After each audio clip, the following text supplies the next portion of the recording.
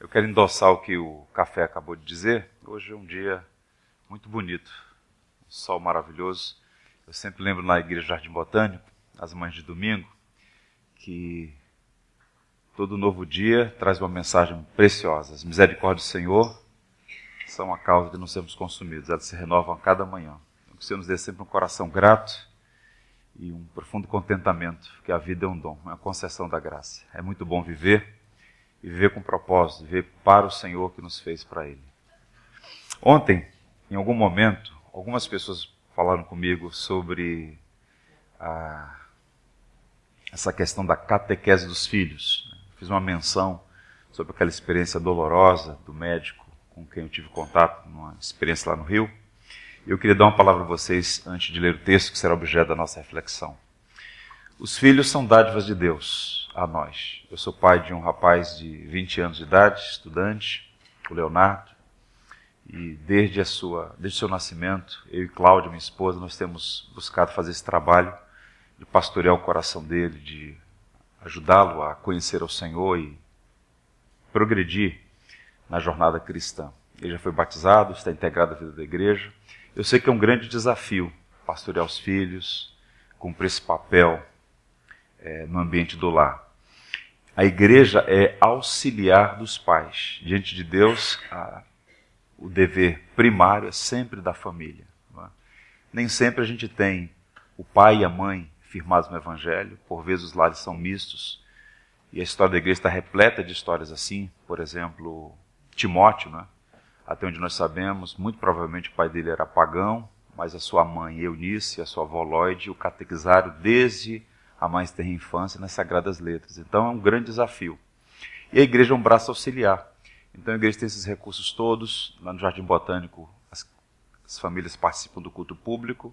Em algum momento, antes da pregação, crianças até 9 anos saem para as salas, onde vão receber conteúdo numa perspectiva que elas possam assimilar mais adequadamente. Isso está perfeitamente correto. Neemias 8 diz que Esdras estava expondo a lei do Senhor para aqueles que eram capazes de compreender. Então, enfim, haja um debate sobre essa questão das crianças no culto público. Nós acreditamos que é importante ter uma linguagem adequada para cada faixa etária. Mas a catequese é um trabalho interessante por quê?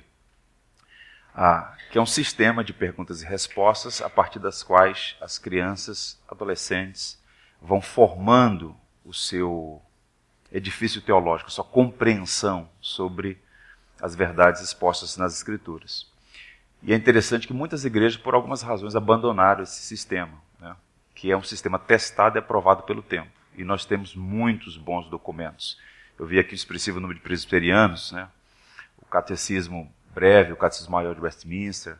Nós temos o Catecismo Batista, muito usado por Charles Spurgeon, que é uma referência para nós em termos de pregação, de ministério. E a gente precisa resgatar, e há bons livros que falam sobre esse trabalho. E eu queria contar uma história para vocês, que é uma boa ilustração de como a gente não deve infantilizar nem subestimar a capacidade das crianças de absorver conteúdos. Havia um grande pregador, era grande não apenas na influência, mas grande no tamanho, né? O Moody, um pregador americano do século XIX, e ele fez algumas conferências no Reino Unido. Em uma daquelas viagens, ele pregou na Inglaterra, depois ele foi para a Escócia. Ele chegou numa região chamada Dundee, onde naqueles dias um jovem pregador fez um trabalho notável, Robert Murray McCheyne. E naquela região havia uma tradição de, nas tardes de domingo, ser realizado um culto de oração para crianças, com a presença das crianças. Algumas igrejas até hoje mantêm essa tradição. E quando ele chegou para conhecer esse ministério da igreja, ele viu lá umas 400 crianças no domingo à tarde numa reunião de oração. Ele ficou espantado com aquilo, que é chocante realmente. E elas também ficaram espantadas com ele, né? Quase 2 metros de altura, forte, aquela barba espessa, as crianças olhando assim, aquele gigante.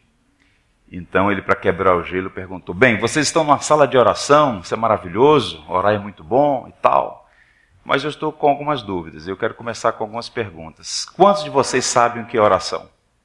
Geral levantou a mão. Ele olhou assim. Aí ele olhou mais franzino, assim, um garotinho, falou: você, meu filho, Fique de pé. Diga para mim então, o que é oração? Aí o garoto disse assim: a oração é um dos principais meios de graça.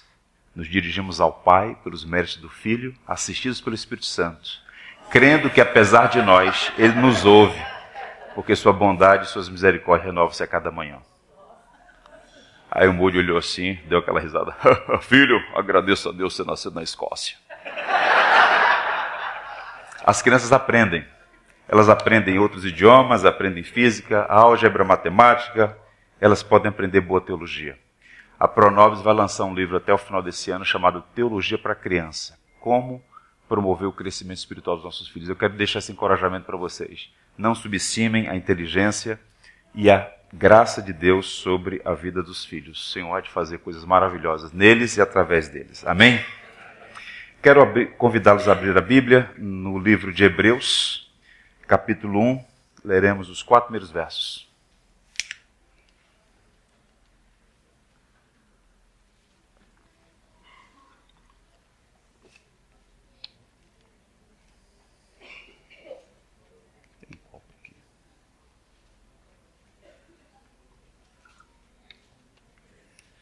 Hebreus capítulo 1, versos 1 a 4. Diz assim a palavra de Deus. Havendo Deus outrora falado muitas vezes e de muitas maneiras aos pais pelos profetas, nestes últimos dias nos falou pelo Filho, a quem constituiu herdeiro de todas as coisas, pelo qual também fez o universo. Ele que é o resplendor da glória e a expressão exata do seu ser, sustentando todas as coisas pela palavra do seu poder, depois de ter feito a purificação dos pecados, assentou-se à direita da majestade nas alturas, tendo se tornado tão superior aos anjos, quanto herdou mais excelente nome do que eles. Que o Senhor nos abençoe. Gostaria de começar lendo para vocês um recorte de um texto de um pastor canadense que viveu e exerceu seu ministério no século XIX. É um texto que tem como pano de fundo a supremacia de Jesus, a grandeza incomparável de Cristo. Ouçam. Ele nasceu em uma vila obscura, filho de uma simples camponesa. Trabalhou em uma carpintaria até completar 30 anos de idade. Em seguida, durante 3 anos, foi um pregador itinerante. Nunca escreveu um livro. Jamais teve um gabinete. Não constituiu família, nunca teve uma casa. Jamais frequentou a faculdade. Ele nunca viajou mais do que 350 quilômetros do local de seu nascimento. Ele só contava 33 anos quando a maior parte da opinião pública se lhe opôs. Seus amigos fugiram. Foi pregado em uma cruz entre 2 ladrões. Quando morreu, foi sepultado em um túmulo emprestado por um amigo. 20 séculos se passaram e hoje ele permanece a figura central da raça humana. O que impressiona quando pensamos sobre a vida de Jesus é que todos os exércitos que já marcharam, todos os parlamentos que já existiram, todos os reis que já reinaram juntos, não afetaram tanto a vida do homem na terra quanto esta única pessoa, Jesus Cristo de Nazaré. Quem é Jesus? Nós estamos celebrando a Páscoa. E a Páscoa, como disse aos irmãos ontem, ela está centrada na morte e na ressurreição de Cristo. Para que tenhamos uma visão mais ampla sobre a missão redentiva de Jesus, é preciso responder essa pergunta com bastante propriedade e segurança. Quem é Jesus? O livro de Hebreus foi escrito com o propósito central de mostrar a supremacia de Jesus Cristo. O Senhor Jesus é incomparável a tudo e a todos. E o autor da carta aos Hebreus, ele escreve para uma audiência judaica que estava familiarizada com todos os símbolos e tradições do Antigo Testamento. E ele usa um recurso único no Novo Testamento, um recurso literário poderoso e muito eficaz, que é mostrar o valor de pessoas e instituições no Antigo Testamento e, em ato contínuo, mostrar a superioridade de Jesus em relação àqueles, mostrando que, na verdade, ele é o clímax de tudo. Exemplo, o autor de Hebreus enaltece a figura de Moisés. Foi um gigante, um homem notável. Mas Moisés era um servo. Jesus é o Filho de Deus. Os anjos são ministros de Deus, mas são criaturas. Jesus é o autoexistente. Ele é coigual e coeterno com o Pai e com o Espírito. Ele fala, por exemplo, dos profetas de Israel, que foram instrumentos da providência, mas os profetas também eram servos, falíveis, humanos. Jesus é o próprio Davar e Yavé. Ele é a própria boca de Deus. Os profetas diziam, assim diz o Senhor. Jesus, em verdade, vos digo. Então ele está mostrando a superioridade de Cristo em relação a essas pessoas todas, inclusive as instituições.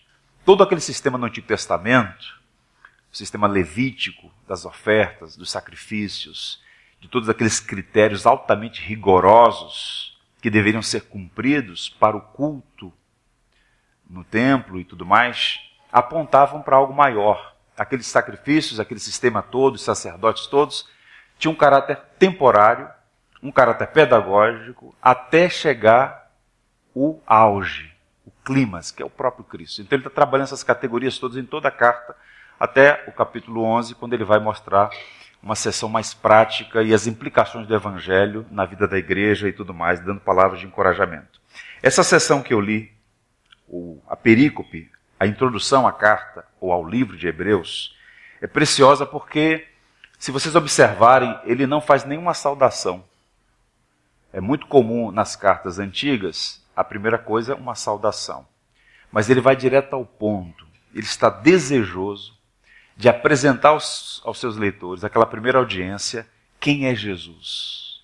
Pois à medida que nós tivermos uma compreensão melhor, maior, mais robusta, mais superlativa sobre quem é Jesus, toda a nossa vida será afetada. A nossa compreensão do Evangelho, a nossa compreensão da vida, a nossa compreensão dos símbolos da nossa fé, inclusive o símbolo maior que é a Páscoa, será ressignificado. Ganhará uma dimensão maior. Portanto, eu queria a atenção de vocês para pensar, a partir desse texto, dos versos 1 a 4, sobre 4 verdades basilares. Cristo e a palavra, Cristo e a criação, Cristo e o Pai, Cristo e a salvação. Vejamos. Cristo e a palavra. Jesus é a palavra de Deus, completa e final. No verso 1 ele diz, havendo Deus outrora falado muitas vezes, de muitas maneiras, aos pais pelos profetas, nestes últimos dias nos falou pelo Filho. Ele pressupõe uma das verdades mais importantes da tradição judaico-cristã. Deus existe e Deus se revelou. Isso aqui é inegociável.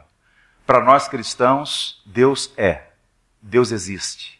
E Deus se revelou. A criação ele é o teatro da glória de Deus. Esse mundo inteiro revela as digitais do Criador. É impossível que um furacão passe no ferro velho e o resultado final seja um ônibus espacial. Ou como disse alguém, não temos fé para ser ateu. Há um designer inteligente, há uma mente prodigiosa por trás de tudo isso. Do macro ao nano, as digitais do Criador estão por toda parte. Então Deus se revelou. Só que a criação, ela é insuficiente para revelar quem Deus é. Ou na linguagem de Tomás de Aquino, a criação revela que Deus é, mas não quem Deus é. O caráter de Deus, os atributos de Deus, são melhor demonstrados, a vontade dele expressa, por meio da palavra escrita, do verbo. E Cristo é a palavra viva. Portanto, ele começa a argumentar nessa direção. Vejam qual é a linguagem que ele emprega aqui. Deus falou muitas vezes e de muitas maneiras. Essa é uma linguagem técnica. Observem que, do ponto de vista grego, a carta aos Hebreus é o texto mais refinado. Foi escrito por alguém que tinha domínio da cultura da língua grega. Então ele usa, de forma muito conscienciosa, 2 termos técnicos aqui para dizer o seguinte. Primeiro, muitas vezes indica a regularidade da revelação de Deus. Deus sempre falou, durante toda a história. Ele não esteve em silêncio, exceto por um período de tempo, que a gente chama de interbíblico ali, no período de silêncio, até vir João Batista, mas Deus sempre falou. E falou muitas vezes, isto é, Deus usou múltiplos métodos de revelação. Exemplos: usou anjos para comunicar sua vontade, visões, palavras, eventos proféticos. Então ele está a dizer, Deus, havendo falado muitas vezes e de muitas maneiras, aos pais aqui é uma referência àqueles nomes importantes na história da revelação. Deus se revelou a Adão, a Abel, Enoque, Noé, Abraão, Isaac, Jacó, José, Moisés. Deus se comunicou aos nossos pais, esses homens através dos quais Deus expressou a sua vontade. Depois, falou por meio dos profetas, e ele vai então falar desses homens que eram veículos da revelação. Deus levantou esse Navi, que era a figura a partir da qual Deus comunicava de forma verbal a sua palavra ao seu povo. Comunicação. Eram homens santos, chamados por Deus e cheios do Espírito Santo para comunicar a revelação progressiva de Deus. Gosto muito do apóstolo Pedro, quando ele define a atividade profética nos seguintes termos. Foi a respeito dessa salvação que os profetas que falaram da graça destinada a vocês, investigaram e examinaram, procurando saber o tempo e as circunstâncias para as quais apontava o Espírito de Cristo, que neles estava, quando lhes predisse os sofrimentos de Cristo e as glórias que se seguiriam àqueles sofrimentos. Pedro está dizendo que os profetas foram instrumentos para falar a respeito do mistério de Cristo, da obra de Cristo. Houve uma revelação progressiva. Processualmente, as coisas vão ficando mais claras até o ápice, a revelação suprema, que é o próprio Senhor Jesus. Então percebam, ele está fazendo aqui um notório contraste com a fragmentada revelação de Deus por meio dos profetas aos antepassados judeus, na história da redenção, e Jesus, que é o clímax dessa revelação, para mostrar a superioridade de Cristo. Quem vê a mim, vê o Pai, disse Jesus. Ele é a suprema revelação de Deus aos homens. Tanto é que ele vai dizer assim, nestes últimos dias nos falou por meio do Filho. Há muita teologia nessa expressão aqui. Vejam, o entendimento judeu é que a história está dividida em dois tempos. O tempo presente e a era por vir. Entre ambos os tempos estava o dia do Senhor, o advento do Messias. E o que o autor da carta aos Hebreus está a dizer é que esse momento da história chegou. O advento de Jesus, a chegada de Jesus, a vinda do Rei, é o que marca um novo tempo na história da humanidade. Tanto é que nós temos antes de Cristo e depois de Cristo. É um momento singular na história. Então Deus falou aos pais pelos profetas muitas vezes, de muitas maneiras, mas agora nos falou definitivamente por meio do Filho. E a expressão que ele usa aqui no grego é a ideia de que falou de uma forma perfeita e definitiva. Deus não tem nada mais a dizer aos homens, exceto o que ele disse por meio do seu Filho Jesus Cristo. Ele é a palavra final de Deus aos homens. Houve uma revelação progressiva. Observem que, por exemplo, Jesus em debate com os fariseus, que, via de regra, estavam sempre buscando imprimir uma cilada, colocar Jesus contra a parede, desacreditá-lo, ele disse, Abraão viu meu dia e se alegrou. Eles ficaram horrorizados. Como é isso, homem? Você não tem nem 50 anos de idade, como é que Abraão viu o seu dia? Aí Jesus, eu suponho que até esboçou um sorriso. Antes que Abraão existisse, eu sou. Aí eles ficaram irritados, porque eu sou é uma referência a Deus, o Deus que se revelou a Moisés lá no Horebe. Então vejam, houve uma revelação progressiva, os nossos pais tiveram vislumbres do que viria a acontecer, que de fato aconteceu com a chegada do Cristo de Deus. E essa revelação foi fragmentada porque nenhum dos profetas, por melhores que fossem, conseguiu captar ou entender ou expor na sua plenitude a Deus, a pessoa de Deus. Por exemplo, Amós é conhecido como profeta da justiça. Isaías, o profeta da santidade de Deus, o profeta evangélico, o homem mais citado no Novo Testamento, o profeta Isaías. Oséias, o profeta do amor perdoador, uma parábola belíssima da misericórdia de Deus, enfim. Mas eles todos não conseguiram expor a verdade total. É na pessoa de Jesus Cristo, e somente em Jesus Cristo, que Deus se revela de forma plena, total, definitiva. Então ele diz, nos falou pelo Filho. O contraste, portanto, entre Jesus e os profetas é o seguinte: os profetas usaram métodos. Com Jesus era diferente. Ele falava de Deus, sendo ele mesmo Deus. Os profetas eram amigos de Deus. Jesus é Filho de Deus. Portanto, Cristo é a fonte, o centro e o fim de tudo o que tem para dizer. Eu quero deixar aqui, portanto, um encorajamento a vocês todos. Conhecer a Deus só é possível à medida que nós conhecemos a Jesus Cristo. Cristo é tudo para nós. Quem deseja ter um relacionamento pessoal, profundo, íntimo com o Senhor, é preciso conhecer a Jesus.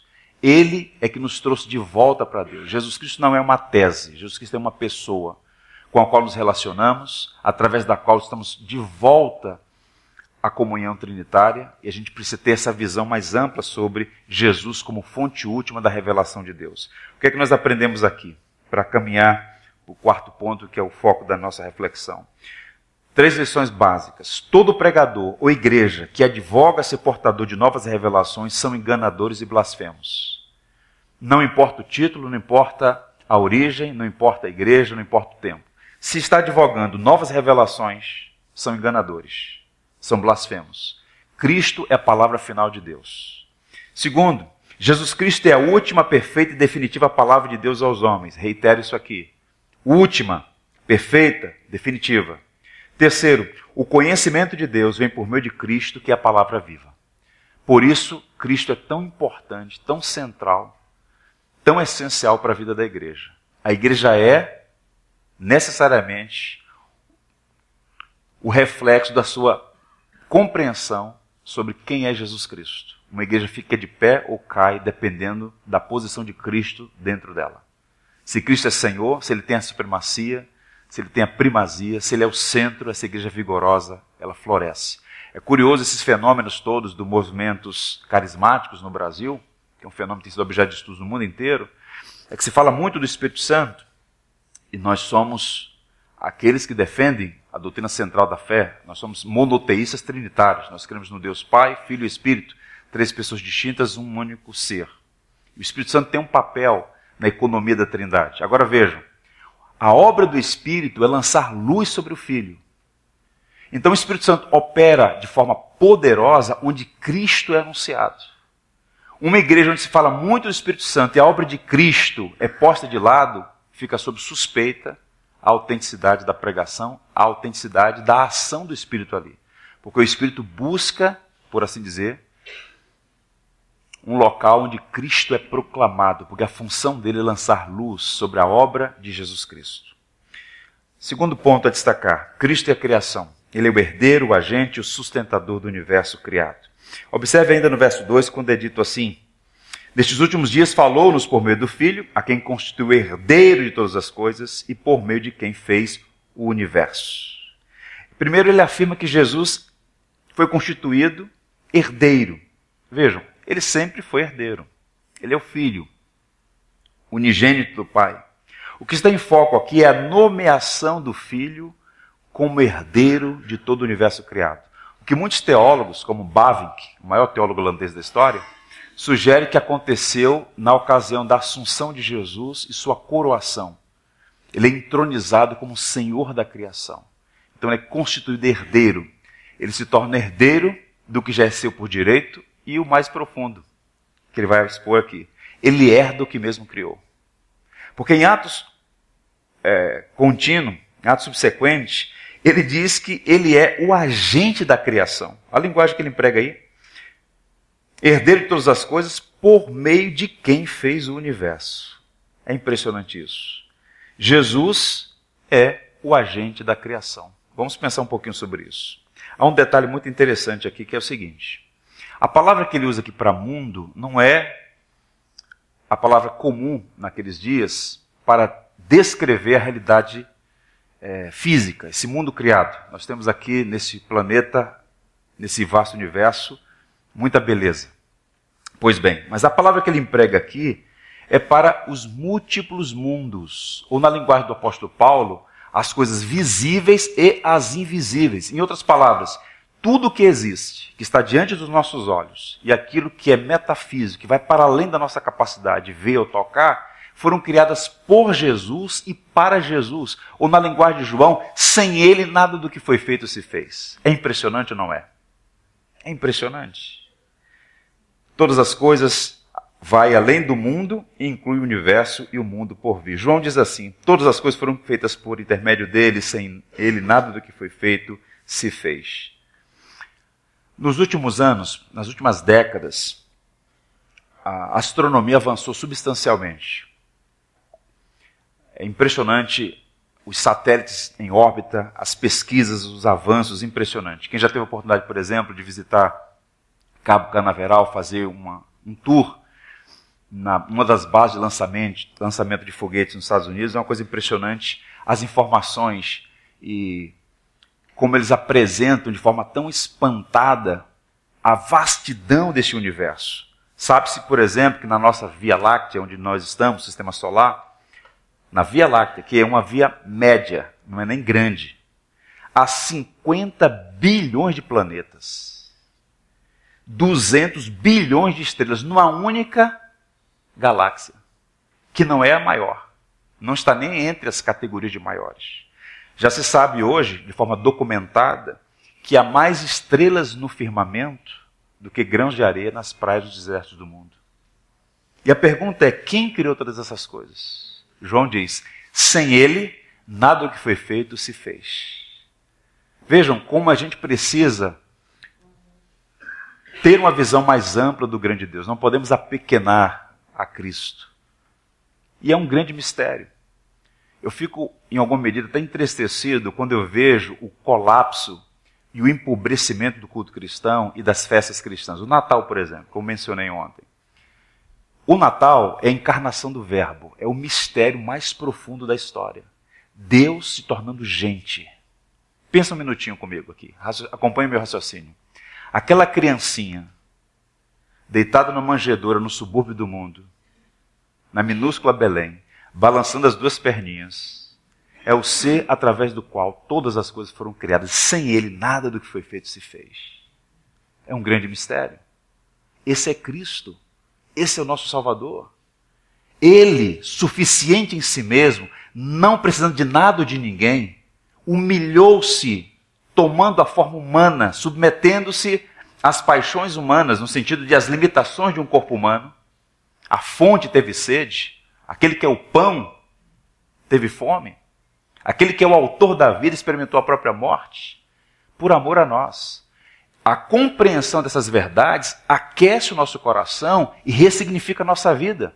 Porque a nossa vida é um sopro, ela é uma neblina, não temos gerência de nada, você não tem certeza se haverá amanhã para você.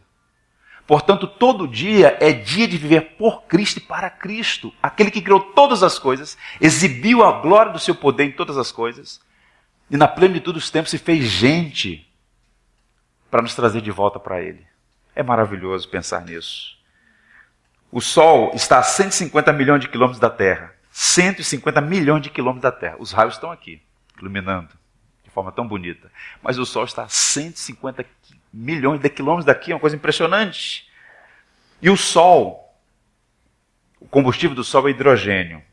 O Sol produz energia equivalente a 100 mil milhões de bombas atômicas por segundo. Os números são impressionantes. Mas a ciência avançou, a astronomia deu seus saltos prodigiosos e descobriu o Arcturus, 17 vezes maior do que o Sol. Estudaram e encontraram Antares, 700 vezes maior do que o Sol. Brilha 10 mil vezes mais intensamente do que o Sol. E mais recentemente, o que eles chamam de a informação que deixa todos os cientistas estupefatos, o Canis Majoris. Ele é 1 bilhão de vezes mais forte do que o Sol. O Sol que produz 100 mil milhões de bombas atômicas por segundo. O Sol parece um vagalume perto do Canis Majoris. Quem fez todas essas coisas? Isaías responde: mediante a palavra do Senhor foram feitos os céus e os corpos celestes pelo sopro da sua boca. Jesus é digno de toda a nossa reverência e devoção. Ele é incomparável. Portanto, vejam, quando esses pseudo-intelectuais, essa turminha, quer ficar em cima do muro, não, Jesus foi um bom homem, um grande mestre. Não. Quando eles começam a comparar Jesus com certas personalidades, não é uma honra, é uma desonra. Cristo não pode ser comparado a nada ou ninguém. Ele é Deus homem, a partir do qual todas as coisas foram criadas para a sua própria glória. Paulo diz assim, pois nele foram criadas todas as coisas, nos céus e na terra, as visíveis e as invisíveis, sejam tronos ou soberanias, poderes ou autoridades, todas as coisas foram criadas por ele e para ele. Louvado seja o nome do Senhor Jesus Cristo. Ainda no verso 3, ele dá um passo adiante e diz algo mais impressionante ainda, ou tão quanto. Ele que é o resplendor da glória e a expressão exata do seu ser, sustentando todas as coisas pelo poder da sua palavra. Então ele fala aqui sobre o Jesus que é o Senhor da criação e que é o Rei da providência. Ele está presente, ele ama, cuida, consola, corrige, levanta, restaura, ele ergue os abatidos, repreende os faltosos, ele é o Senhor da história, sua sala do seu trono é a que comanda todas as coisas, ele é Jesus Cristo, o que sustenta tudo. Porque vejam, ele não apenas criou, ele sustenta tudo pelo poder que ele tem. Eu estou a falar para os irmãos estão assentados ouvindo. Nesse exato momento, nosso planeta está rodando a 150 mil quilômetros por segundo. É impressionante, não é? Quem sustenta tudo isso? Cristo. E a pergunta é, como que ele faz isso? Qual é a energia que ele gasta? Eu tenho em minhas mãos aqui um telefone. Cristo gasta menos energia para sustentar o universo em sua órbita do que eu para segurar esse telefone. Não é um esforço que ele faz, é pelo poder inerente do seu ser. Ele é Deus. Ele é Deus. Ele existe ante tudo o que há e nele todas as coisas subsistem. Quais são as aplicações para nós cristãos? E que tem, em alguma medida, implicações para toda a humanidade. Toda autoridade e poder pertencem a Jesus, ele é soberano. Nós devemos rejeitar veementemente toda a cultura subevangélica que sugere gnosticismo, a equivalência de poder entre Deus e o diabo. O diabo é criatura de Deus, ele está submetido à vontade de Deus. Na linguagem de Lutero, ele é um cachorro amarrado, preso na coleira, na mesa do dono, só vai até onde o dono permitir. Não há rivalidade, Deus é Senhor de tudo e todos, o Deus Trino. E Jesus Cristo é soberano sobre todas as coisas. Toda a criação está sujeita ao senhorio de Cristo. Nesse exato momento da história, há muitos que rejeitam o Evangelho, e sofrerão as consequências por conta disso. No primeiro advento ele veio como salvador do mundo. No segundo advento virá como juiz dos vivos e dos mortos. E é um juízo perfeito e um tribunal insubornável.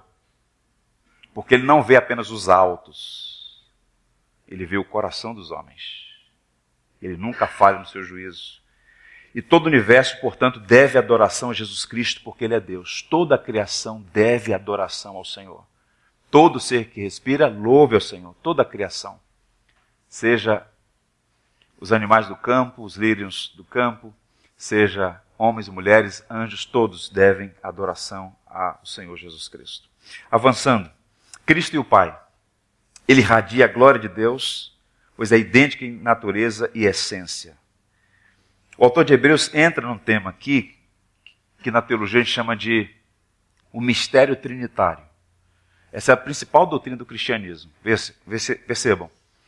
Todas as religiões monoteístas, salvacionistas, nós temos aí pelo menos duas de grande expressão no mundo. O judaísmo é monoteísta, salvacionista, e o Islã. Mas só o cristianismo, e essa é a nossa base distintiva para qualquer religião, é que nós somos, repito o que disse ainda há pouco, monoteístas trinitários. Nós cremos num único Deus que subsiste em três pessoas, coiguais e coeternos. Ou na linguagem de Santo Agostinho, o amor, o amado e o amante. Por toda a eternidade, um buscando o bem do outro, a alegria do outro, prazer no outro, suficiente em si mesmos. E em algum momento, soberanamente, para revelar o beneplácito da sua vontade, Deus criou as coisas. Tudo foi criado por Ele. E de toda essa vasta criação, o ser humano, e somente o ser humano, foi criado à imagem de Deus, portador da imagem de Deus. Por isso nós carregamos em nós alguns distintivos que nos faz diferente de todo o restante da criação, porque nós somos criados à imagem de Deus. Uma das razões pelas quais uma pessoa pode até fazer um retiro, ficar um tempo isolado, está cansado, está estressado, precisa de um refrigério, mas nós somos criados para a comunhão, para o relacionamento. Nós somos um sócio-ser, para a alteridade. Porque nós somos criados à imagem de Deus. E Deus nunca esteve só. Deus sempre esteve muito bem acompanhado. Um único Deus, mas na comunhão de três pessoas perfeitas que revelam profundo amor um pelo outro. E esse Deus bendito, para revelar essa perfeição que há nas três pessoas, enviou Jesus Cristo nesse acordo redentivo entre o Pai, o Filho e o Espírito, cada um desenvolvendo um papel na redenção. O Pai planeja, o Filho executa e o Espírito revela a obra do Filho realizada em acordo com a vontade do Pai. É uma obra perfeita. A salvação é a Trindade em ação. Mas vamos avançar aqui. Então veja, o que ele está a dizer? Que Jesus Cristo, nosso Salvador, ele é o resplendor da sua glória. Em outras palavras, Jesus Cristo é a refulgência da glória de Deus e a expressão exata do seu ser. A palavra que ele usa aqui é de onde vem o termo caráter, que na linguagem antiga era usada para expressar a perfeição da cópia, impressão deixada por um carimbo em cera ou em barro. Em outras palavras, Jesus Cristo é a expressão, ou ele representa a exata substância de Deus. O Pai e o Filho têm a mesma substância, a mesma essência, porque são ambos coiguais e coeternos. Por isso o apóstolo Paulo vai dizer que em Jesus Cristo habita corporalmente toda a plenitude da divindade. Isso é maravilhoso. Quem conhece a Deus? Quem conhece a Jesus? Todos os homens do Antigo Testamento, eles tiveram vislumbres do caráter de Deus, o Deus que é misericordioso, que fez intervenções na história, que escolheu Israel para si, para ser o povo através do qual viria o Messias. Mas a revelação suprema é Jesus Cristo. Ele revela amor em perfeição, humildade, uma expressão cunhada no cristianismo. Os gregos detestavam o conceito de humildade, Aristóteles dizia que era um vício. Humildade se torna uma virtude na pessoa de Jesus Cristo. Eu sou manso e humilde de coração. Um Deus que se condescende, que vem ao nosso encontro apesar de nós. Então Cristo vai revelando esses atributos todos de Deus. Amor, misericórdia, graça, justiça, santidade. Certa vez ele discutindo com os fariseus, que estavam sempre buscando, repito, encontrar alguma suposta falha em Jesus. Teve um momento que Jesus parou e disse assim: quem de vocês pode me arguir a consciência? Eles ficaram emudecidos. Um homem perfeito, que cumpriu a lei de forma perfeita, amou a Deus sobre todas as coisas e o próximo com a si mesmo. Ele é a expressão exata do ser de Deus. Nós aprendemos aqui, portanto, algumas verdades, aplicações. Jesus Cristo é Deus, coigual e coeterno com o Pai. Uma recomendação pastoral: não tenha comunhão com qualquer pessoa que negue a plena divindade de Jesus Cristo. Essa é uma doutrina inegociável para o cristão. Jesus Cristo é Deus, plenamente Deus. Portanto, quem advoga que Jesus Cristo é um tipo de Deus, mas não coigual ao Pai ou Espírito, é uma pessoa que está atentando contra uma base fundamental da fé. Não aceite tal coisa. Segundo, Jesus Cristo é homem igual a nós em tudo, exceto em pecado. Igualzinho a nós, como diz o autor dos Hebreus, exceto em pecado. Para ser Salvador, era necessário, portanto, ser Deus e homem. Por isso, a salvação é exclusiva em Jesus, porque só Ele reúne essas duas naturezas, por assim dizer, essa união perfeita entre a natureza divina e a natureza humana. E terceiro, Jesus Cristo veio ao mundo tornar visível o Deus invisível. Deus é Espírito. João diz que ninguém jamais viu a Deus, mas nós vimos a Deus na pessoa de Jesus Cristo. Ele é a expressão exata do ser de Deus, ele é a refulgência da glória de Deus. Portanto, conhecer a Cristo é conhecer a Deus. E eu encorajo vocês todos: conheçam a Jesus. Busquem conhecer a Jesus. É um grande oceano que Na maioria das experiências nossas, nós molhamos a sola do pé. Há muito por conhecer. Paulo fala sobre conhecer a profundidade, a largura, o comprimento e a altura do amor de Cristo, que excede todo entendimento. Esse era o nosso prazer por toda a eternidade. Nos deliciar na pessoa bendita do nosso Deus e em Cristo, nosso Salvador. E por fim, desfrutando da atenção de vocês, eu quero destacar e dar tempo a esse último aspecto aqui. Cristo é a salvação. Ele realizou uma obra perfeita em favor dos pecadores, pavimentando com o seu sangue o caminho de volta a Deus. No verso 3, ele usa uma expressão chave para entender a identidade e a missão de Cristo. Depois de ter realizado a purificação dos pecados, ele se assentou à direita da majestade nas alturas. O autor da carta aos Hebreus está se dirigindo à audiência judaica. Eles estão familiarizados com toda essa linguagem empregada aqui. Eles sabiam, por exemplo, que o sumo sacerdote tinha de fazer expiação uma vez por ano, no Santo dos Santos, chamado Dia da Expiação, para limpar o povo de Israel dos seus pecados. Então havia uma grande expectativa para esse grande dia, o dia do perdão. O sumo sacerdote era da linhagem de Arão, que era também um pecador, portanto o seu trabalho não era perfeito, embora necessário. Cristo, ele vem como esse sumo pontífice. Ele é de fato aquele que é tanto o sacerdote quanto a própria oferta.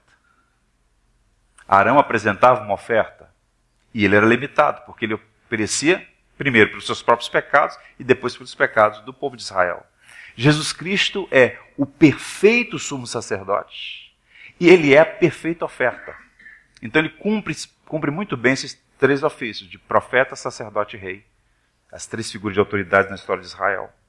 Então Cristo é o Cordeiro Imaculado, o único que de fato tira o pecado do mundo, verdadeiro sacerdote que completou a obra de purificação de forma perfeita. Um passo à frente, nós veremos no capítulo 7 da carta aos Hebreus, um texto que é bem instrutivo. Hebreus 7, versos 27 a 28, ele diz assim: com efeito, nos convinha um sumo sacerdote como este. Era necessário um sumo sacerdote como este.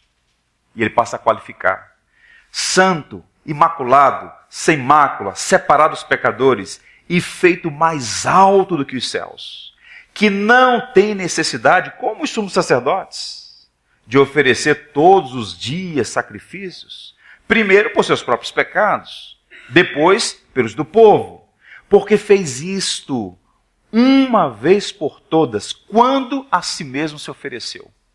Então ele está a dizer que aqueles sacrifícios, aqueles homens todos, os sacerdotes, tinham um papel importante na história da redenção, e não inventaram aquelas coisas, não surgiram da cabeça deles. Deus mesmo ordenou tudo aquilo.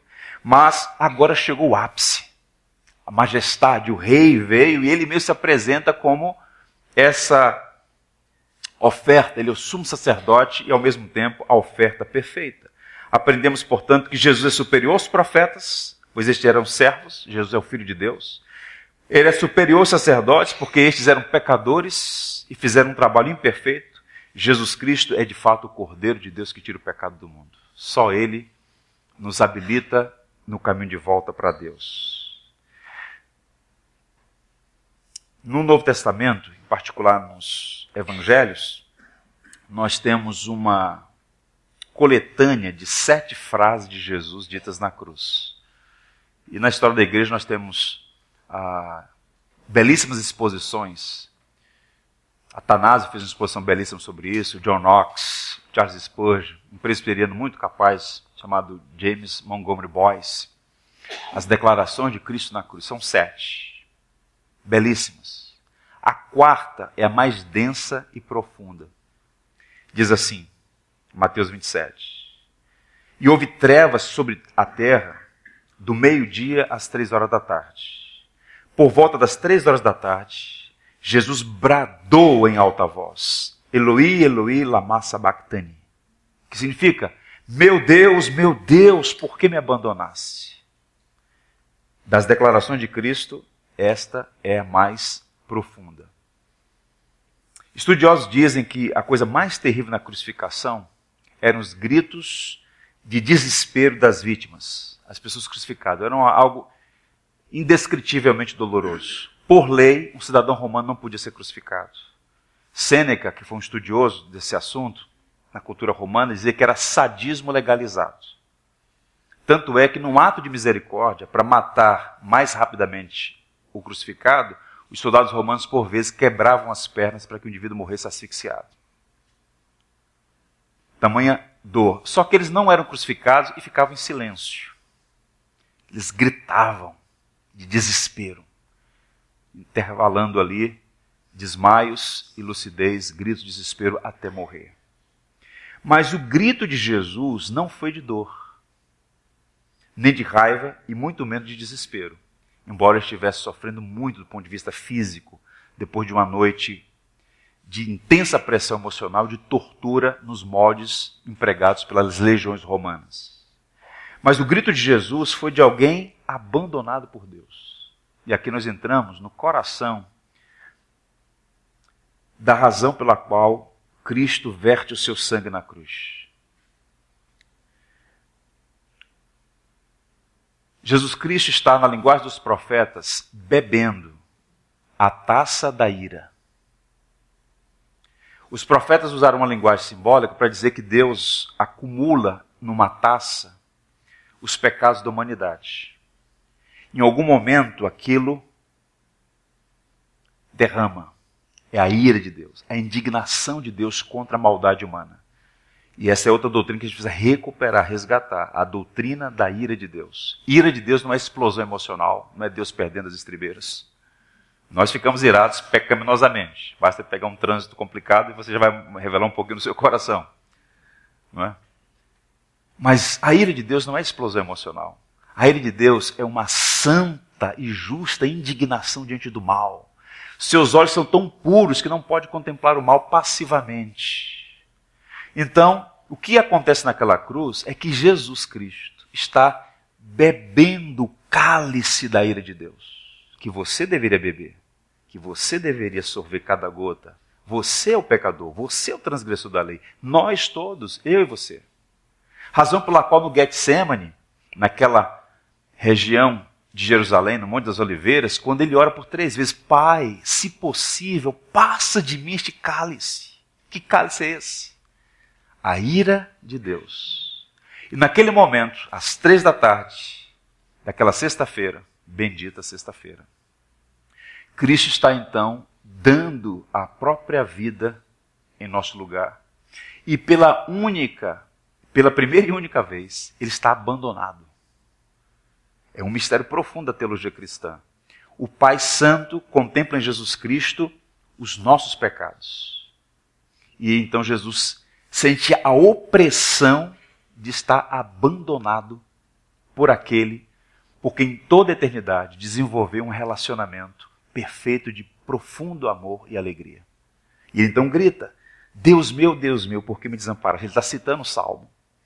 O Sproul, num livreto chamado A Verdade da Cruz, ele faz um comentário irretocável. Ele diz assim, tenho ouvido sermões sobre pregos e espinhos. Com certeza a agonia física da crucificação foi algo terrível. Todavia, milhares de pessoas sofrem morte de cruz e outras tiveram mortes mais excruciantes e mais dolorosas do que aquela. Mas somente um recebeu a plena medida da maldição enquanto esteve na cruz. Na cruz ele estava no inferno, destituído da graça e da presença de Deus, totalmente separado de toda a bênção de Deus. Esta é a realidade categórica. Se Deus não tivesse abandonado Jesus na cruz, ainda estaríamos em nossos pecados. Em outras palavras, você é abençoado, porque Jesus se tornou maldição por você. Você hoje é aceito por Deus, porque ele foi rejeitado. Você tem vida porque ele morreu, portanto, há uma troca, há uma substituição. Cristo assumindo a nossa maldição e concedendo-nos graciosamente, de forma inexplicável, seu amor, sua graça, sua bondade e suas misericórdias. Portanto, ele é nosso substituto livre e voluntário. Foi feito pecado e maldição por nós, suportando sobre si a justa ira de Deus. É por isso que o autor de Hebreus diz que, tendo feito a purificação dos pecados, não é sangue de bodes nem de bezerros, mas o precioso sangue do Filho de Deus, que remove pecados. E foi o que aconteceu ali. Paulo aos Coríntios diz assim: aquele que não conheceu o pecado, ele, Deus Pai, o fez pecado por nós, para que nele, Jesus Cristo, fôssemos feitos justiça de Deus. Portanto, quando nós cantamos certos hinos da nossa tradição, ainda há pouco nós cantamos um hino belíssimo, Rude Cruz, esses hinos que fazem parte da nossa belíssima tradição cristã, apontam verdades que devem ser cantadas com um profundo senso de reverência, de forma consciente, com entendimento. Rude cruz se erigiu. Nela um dia eu vi meus pecados carregados em Jesus. Aquela cruz era sua, aquela cruz era minha. É isso que deve nos constranger e mobilizar todos os nossos esforços, nosso tempo, nossas habilidades, nossos dons, nossos talentos, nossos recursos, nossa vida, cada suspiro, para que Cristo seja glorificado em nós, através de nós. Andar de modo digno do Evangelho. Isso afeta a nossa relação com o cônjuge, com os filhos, com os pais, no ambiente de trabalho, na vocação, nas nossas atitudes, afeições. Tudo é governado, tudo vai orbitar em torno do nosso entendimento sobre quem é Jesus e o que ele fez naquela cruz. Há 3 expressões teológicas que resumem o significado da morte de Cristo. Morte substitutiva, penal e vicária. Guarde essas 3 palavrinhas. Morte substitutiva, penal e vicária. São 3 palavras chaves. Substitutiva porque Cristo morreu por nós. Pro nobis. Por nós. Karl Barth, que era um teólogo suíço, talvez o maior teólogo do século XX, embora tinha os seus pés de barro, ele dizia que a palavra mais importante do Novo Testamento é pro nobis. Do latim, por nós. Deus prova o seu amor para conosco pelo fato de ter Cristo morrido por nós, sendo nós ainda pecadores. É uma substituição. Morte penal. Cristo sofreu a nossa morte. O Senhor fez cair sobre ele a iniquidade de todos nós. Naquela cruz, um único homem, o Deus homem, está recebendo a merecida punição de nós todos, do seu povo. E a morte é penal porque ele tem que morrer. Ele tem que morrer. Não há outro caminho. E aqui é uma tensão muito grande, porque percebam, eu digo isso com muita reverência e cuidado. Quando Deus criou as coisas, Deus criou a partir do nada. Pelo poder da sua palavra. Não tinha matéria pré-existente. Só Deus, na comunhão das 3 pessoas da Trindade. Tudo foi criado por Ele, do nada. No princípio criou Deus, os céus e a terra. Criar ali é criar a partir do nada. Então Deus fez assim a criação. Mas a redenção não poderia ser realizada da mesma maneira como ele fez a criação. Deus não poderia dizer simplesmente, estão perdoados. Para que ele fosse justo e justificador de muitos, para que mantivesse a sua justiça e a sua misericórdia, ele enviou Jesus Cristo. Ele propôs Jesus como propiciação pelos nossos pecados.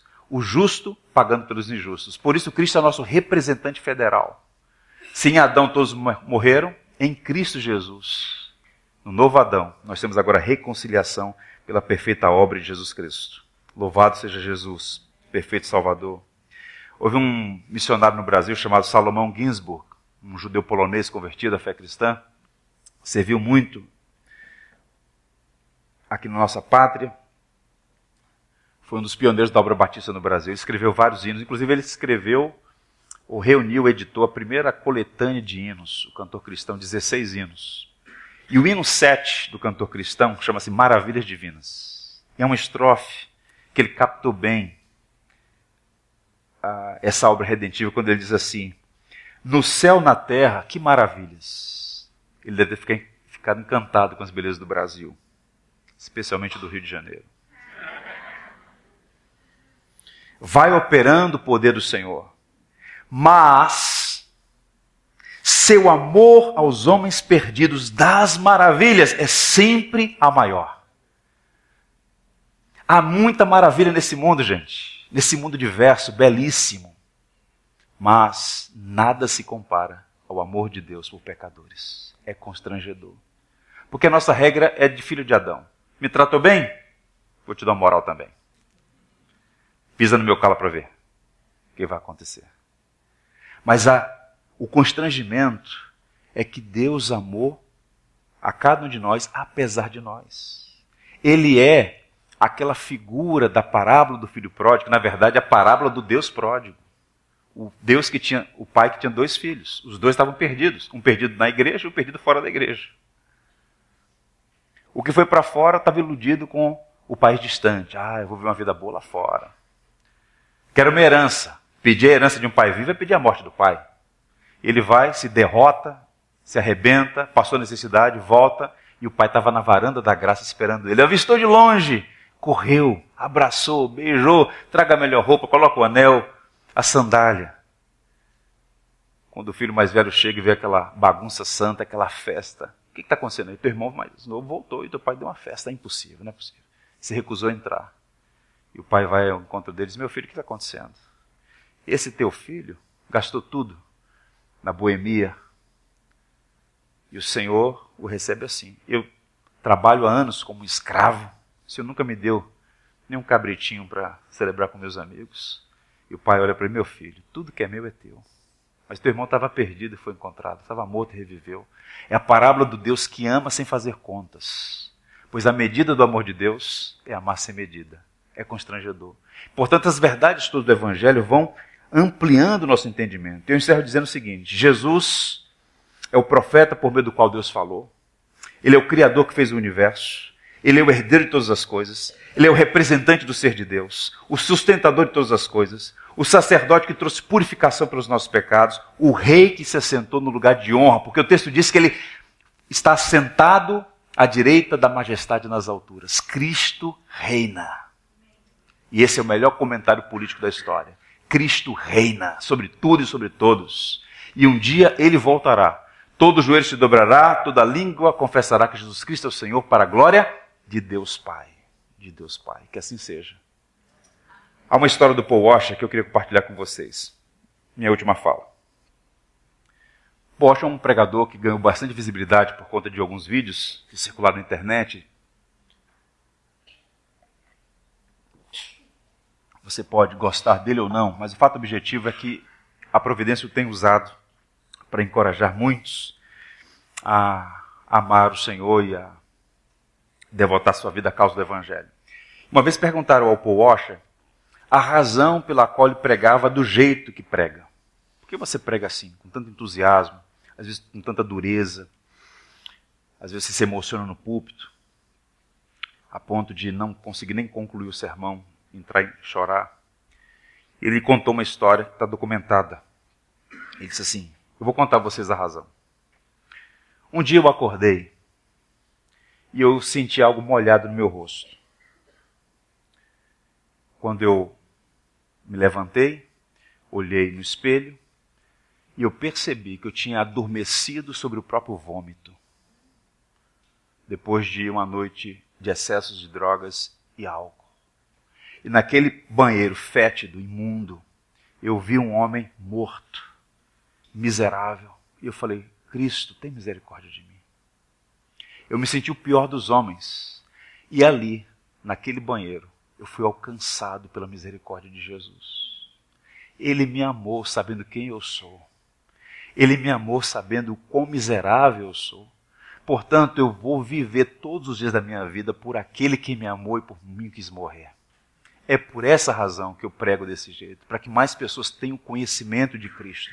Cristo não é uma fantasia, Cristo é um ser plenamente amável, que nos convida a vir, a conhecê-lo e a perceber a mensagem da cruz. É uma mensagem que comunica que nós temos valor, não temos mérito, mas temos valor para Cristo.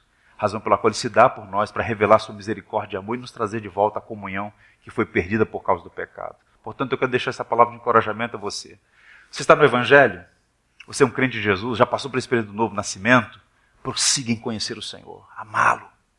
Se você está aqui ainda tutibiando, ainda sem saber o que fazer, amigo, todo dia pode ser o último dia. Hoje é dia de reconciliação, de voltar-se para o Senhor Jesus, Rei de toda a criação e Salvador de todo aquele que crê. Que assim seja, em nome dele. Amém.